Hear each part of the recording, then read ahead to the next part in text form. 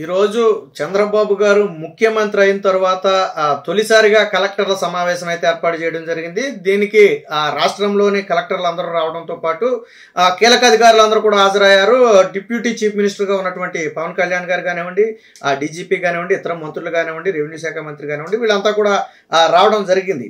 అయితే ఇందులో చంద్రబాబు గారు కలెక్టర్లకు ఒక రకంగా హెచ్చరికలు జారీ చేశారని చెప్పొచ్చు. ఎందుకంటే అలాగని చెప్పి నేను మిమ్మల్ని ఏదో చంపేస్తాను, పొడి చేస్తాను ఈ టైపు కాదు.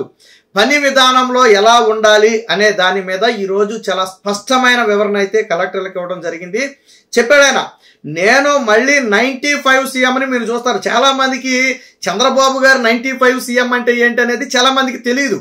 95లో అంటే ఒక విషయం క్లారిటీ, ఉద్యోగులు చంద్రబాబు గారికి వ్యతిరేకంగా ఉంటారు. నిన్న మొన్నటి వరకు ఆయన మీద ఉన్నటువంటి ముద్ర అది. ఎందుకనంటే ఆయన గతంలో చేసినటువంటి పని అలాంటిది. అధికారులను ఉరుకులు పరుగులు పెట్టించాడు. ఈయన నిద్రపోయేవాడు కాదు, అధికారులు నిద్రపోనిచ్చేవారు కాదు. అది అధికారులకు రుచించలేదు. పైగా మీకు చిన్న ఉదాహరణ చెప్తా. ఇందాక కూడా కలెక్టర్లకి చంద్రబాబు గారు స్వయంగా ఆయనే నోటితో చెప్పారు. డ్రైన్లలో ఐఏఎస్ అధికారులను దింపించిన ఘటనలు ఉన్నాయి. శుభ్రం చేయకపోతే ఒకసారి దిగండి, మీకే తెలుస్తుంది అందులో ఏముందో ఏంటని చెప్పి డ్రైన్లలో ఐఏఎస్ అధికారిని దింపిన సందర్భాలు ఉన్నాయి. దాన్ని మీడియాలో ఎక్స్పోజ్ చేసిన సందర్భాలు ఉన్నాయి. ఉంటే చీపించి వారి చేతే దాన్ని సరిచేయించిన సందర్భాలు ఉన్నాయి. ఇవన్నీ స్వయంగా చంద్రబాబు గారే కలెక్టర్లకు వివరించారు. అయితే చాలా మందికి చంద్రబాబు గారు 95 సీఎంగా ఉన్నప్పుడు అధికారులు చాలా మందికి తెలియకపోవచ్చు, బట్ విని ఉంటారు. చాలా మంది అందులో ఎవరైనా సీనియర్లు ఉంటే విని ఉంటారు. సో ఇదే చెప్పారు, మీ అందరికీ తెలియకపోవచ్చు కానీ నా విధానం అలా ఉంటుంది. అలాగని చెప్పి నేను మిమ్మల్ని ఏదో కక్ష సాధించాలనేది నా ఉద్దేశం కాదు. ఈరోజు చంద్రబాబు ఇంకో మాట కూడా చెప్పారు. హైదరాబాద్ ఈరోజు డెవలప్ చేసింది నేనైనా, దాన్ని నిజంగా ముందుండి డెవలప్ చేసింది మీరు. ప్రజలు మాకు మ్యాండేట్ ఇచ్చి గెలిపించింది మీ చేత పనులు చేయించడానికి. అలా అంతేగాని చంద్రబాబు గారు వచ్చి పని చేయాలంటే చంద్రబాబు గారు చేయలేరు. చంద్రబాబు గారు ముఖ్యమంత్రి, ఓకే. కలెక్టర్లు, ఐఏఎస్లు, ఐపీఎస్లు ఎవరు సహకరించకుండా చంద్రబాబు గారు పని చేయగలరా? చేయలేరు. అదే చెప్పింది ఆయన. ఈరోజు హైదరాబాద్ డెవలప్మెంట్ని అధికారులే చేశారు. వెనకమాల నేను చేసింది అధికారులే. ఈరోజు క్రెడిట్ వాళ్ళకు కూడా దక్కుతుంది. అలాగే మేము చెప్పిన పనిని మీరు ఎంత సమర్థవంతంగా చేస్తే ప్రజల్లో మాకు అంత మంచి వస్తుంది. అలాగే మీరు అంత మంచి అధికారులుగా గుర్తింపు పొందుతారు. మీ జీవితాంతం చాలా మంది అధికారులను ఈ రోజుకి ప్రజలు గుర్తుపెట్టుకుంటున్నారంటే ఆయా సందర్భాల్లో వాళ్ళు చేసినటువంటి విశిష్ట సేవలే ప్రధాన కారణం అని చెప్పి ఈరోజు చాలా స్పష్టంగా చెప్పడం జరిగింది. ఒక రకంగా ఏంటంటే ఐఏఎస్ అధికారులకు ఒక రకంగా ఇది ఒక హితబోధ. ఇందులో చాలా మంది తొలిసారిగా కలెక్టర్ ఛార్జ్ తీసుకున్న వాళ్ళు అయి ఉండొచ్చు, లేదా ఇటీవల సివిల్ సర్వీసెస్లోకి వచ్చి తాజాగా ఇందులోకి వచ్చిన వాళ్ళు అయి ఉండొచ్చు. వారందరికీ ఏంటంటే అడ్మినిస్ట్రేషన్ పట్ల పూర్తి అవగాహన ఉండొచ్చు, లేదా పూర్తిగా అవగాహన ఉండకపోవచ్చు. కొన్ని పరిస్థితులు గతంలో వాళ్ళు ఎప్పుడు ఫేస్ చేసి ఉండకపోవచ్చు. పరిపాలన అంటేనే ఎప్పుడు ఎలాంటి పరిస్థితి ఉంటుందో తెలియదు. సో అనుభవం, దీనికి అంతటికీ కూడా అనుభవం అనేది చాలా కీలకమైంది. స్వయంగా పవన్ కళ్యాణ్ గారు ఈరోజు మాట్లాడుతూ నాకు అనుభవం లేని మాట వాస్తవమే.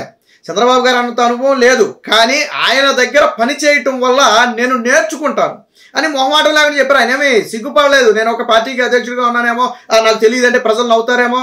ఎస్, నేను ఇంతకుముందు అడ్మినిస్ట్రేషన్లో నేను లేను కాబట్టి నాకు తెలియదు. బట్ చంద్రబాబు గారిని దగ్గర నుంచి చూసిన తర్వాత, ఈ ఫీల్డ్లోకి వచ్చిన తర్వాత అడ్మినిస్ట్రేషన్ అంటే ఎలా ఉంటుంది, ఎలా ముందుకెళ్లాలనేది మేము ఆయన నుంచి నేర్చుకున్నామని స్వయంగా పవన్ కళ్యాణ్ గారే చెప్పారు. ఇంకా ఆయనే చెప్తే మిగతా అధికారులు, చాలా మంది సీనియర్ అధికారులు, రిటైర్ అయిన అధికారులు ఇంటర్వ్యూలో చెప్తూ ఉంటారు. మీరు చూస్తే అర్థమవుతుంది చంద్రబాబు గారు పరిపాలన ఏ విధంగా ఉంటుంది, ఆయన షార్ప్నెస్ ఏ విధంగా ఉంటుంది అనేది సీనియర్ అధికారులు చెప్తారు. ఒకప్పుడు ఆయన పరుగులు పెట్టించినప్పుడు వీళ్ళు బాధపడినా, ఎందుకంటే కుటుంబంతో ఉండనివ్వట్లేదనో, సెలవు లేదనో, రెస్ట్ లేదనో అధికారులు ఫీల్ అయ్యి ఉండొచ్చు. బట్ ఇలా మీరు సెలవు తీసుకుని మీరు రెస్ట్ తీసుకుంటే అది మీ ఒక్కరితో కాదు. మీరు ఆ రోజు పని చేస్తే అక్కడ లక్షల మంది ప్రశాంతంగా ఉంటారు. అలా కాదు మేము రెస్ట్ తీసుకోవాలి కదంటే లక్షల మంది ఇబ్బంది పడతారు. ఏం చేయాలనేది నిర్ణయించుకోవాలి. మనం ఒక సర్వీస్లోకి వచ్చామంటే, ఇప్పుడు సివిల్ సర్వెంట్స్ అంటే ఖచ్చితంగా 24 గంటలు పని చేస్తామనే నిబంధనతో వాళ్ళు వచ్చిన వాళ్ళు. అంతేగాని మేము ఆదివారం సెలవు తీసుకుంటాం, 7 తర్వాత మేము పని చేయం, ఇలాంటివి ఏమి ఉండవు కదా వాళ్ళకి. కాబట్టి ఖచ్చితంగా పని చేయాలి. అలాగని చెప్పి మీరు మీ వ్యక్తిగత జీవితాన్ని వదులుకోమని ఇక్కడ ఉద్దేశం కాదు. బట్ ఇప్పుడు ఫర్ ఎగ్జాంపుల్ వరదల సమయం ఉంది, వరదలప్పుడు అధికారులు రాలేదనుకోండి, ఏం చేస్తారు? ఫర్ ఎగ్జాంపుల్ మన వెస్ట్ గోదావరి కలెక్టర్ పేరు నాకు ఐడియా లేదు, లేడీ పెట్రి సెల్వియా సమ్ ఏదో ఉంది. ఆవిడ స్వయంగా కారు వెళ్ళకపోతే బైక్ మీద వెళ్ళింది ఆవిడ వరదలను పరిశీలించడానికి.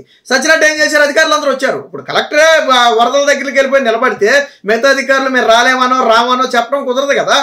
అలాగని చెప్పి వరదల సమయంలో రెస్ట్ తీసుకుంటామంటే అక్కడ వరద బాధితులు ఎంత ఇబ్బంది పడతారో మీరు ఆలోచించండి. సో అలాంటి సమయాల్లో అధికారులు ఎలా పనిచేయాలనేది ఖచ్చితంగా ఒక అనుభవజ్ఞానమైనటువంటి నాయకుడి దగ్గర నేర్చుకోవాలా. కాబట్టి అంటే ఫర్ ఎగ్జాంపుల్ ఒక కలెక్టర్ గురించి చెప్పి అందరూ పనిచేశారు, చేయలేదని కాదు, నాకు అవగాహన ఉన్న వాళ్ళ గురించి మాత్రం నేను చెప్తున్నా. ఇదే విషయాన్ని ఈరోజు చంద్రబాబు గారు కలెక్టర్లకు చెప్పడం జరిగింది. ఇదే సమయంలో ఒక హెచ్చరిక కూడా జారీ చేశారు.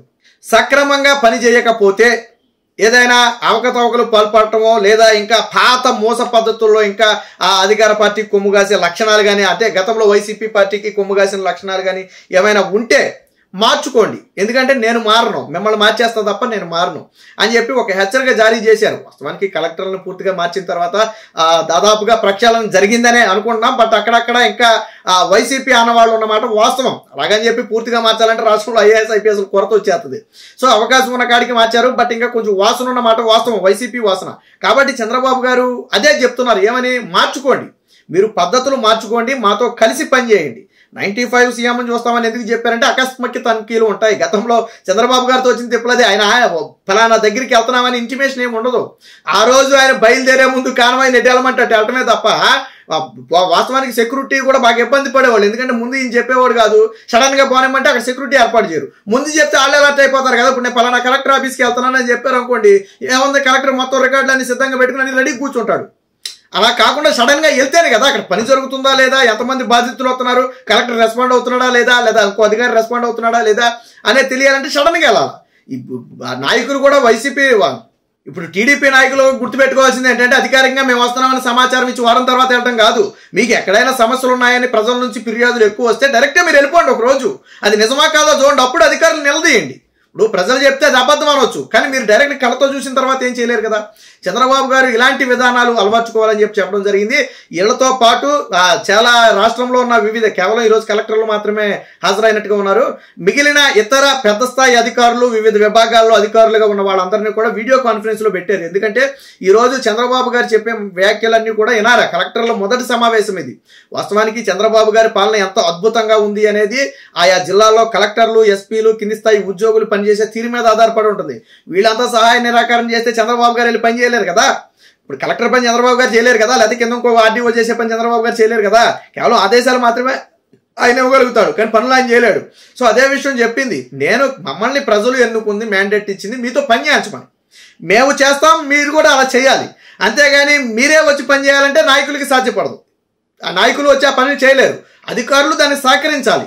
నాయకులు చెప్పిన పనులు చేయాలి, ప్రజల బాధలను తీర్చడం నాయకుల పని, నాయకులు చెప్పిన పని చేయటం అధికారుల పని. సో అంతిమంగా మీరు నేను కష్టపడితేనే ప్రజల బాధలు తీరుతాయి. ఇది చంద్రబాబు గారు ఈరోజు కలెక్టర్లకు అయితే చెప్పడం జరిగింది. ఒక రకంగా ఏంటంటే 95 సీఎం చూస్తారని చెప్పి ఒక రకంగా హెచ్చరికలు జారీ చేశారు. కలెక్టర్లు కొంచెం సీరియస్గా తీసుకోవాలి, ఎందుకంటే చంద్రబాబు గారి గురించి బహుశా ఇప్పుడున్న కలెక్టర్లో మరి ఎంతమందికి తెలిసి ఎంతమందికి తెలియదు మనకైతే తెలియదు. కానీ చంద్రబాబు గారు ఏదైనా ఒక మాట అన్నారు అంటే దాని వెనక అర్థం చాలా ఉంటుంది. ఆ రోజుల్లో స్పాట్లో అధికారులను సస్పెండ్ చేయటం, స్పాట్లో మెమోలు ఛార్జ్ చేయటం అనేది మనం ఏదో సినిమాలో చూస్తాం చూడండి, కూడా ఒక టైప్ రైటర్ వచ్చేసి ఆ పేరు చెప్పగానే టప టప టప కొట్టేసి ఇచ్చేస్తుంటారు సస్పెన్షన్ ఆర్డర్ లేదా నోటీసులు లేదా వివరణ ఇవ్వాల షోకాజ్ నోటీసులు ఇవ్వడం ఉంటుంది. అలాంటివి గతంలో చంద్రబాబు గారి హయాంలో జరిగాయి. రేపు జాగ్రత్తగా ఉండకపోతే జరుగుతాయి ఖచ్చితంగా. ఆయన అకస్మాత్ తనిఖీలకు వస్తాను అన్నప్పుడు ముందస్తు సమాచారం లేకుండా వస్తారు. ఎందుకంటే పాలన పట్ల గాడి తప్పిన వ్యవస్థను గాడిలో పెట్టాలంటే ఖచ్చితంగా చంద్రబాబు గారు ఇలాంటి నిర్ణయాలు తీసుకోవాలి. ఏది ఏమైనా ఈ రోజు ఒక శుతిమెత్తని వార్నింగ్ అయితే కలెక్టర్లకి చంద్రబాబు గారు ఇచ్చారని చెప్పి స్పష్టంగా అర్థమవుతుంది.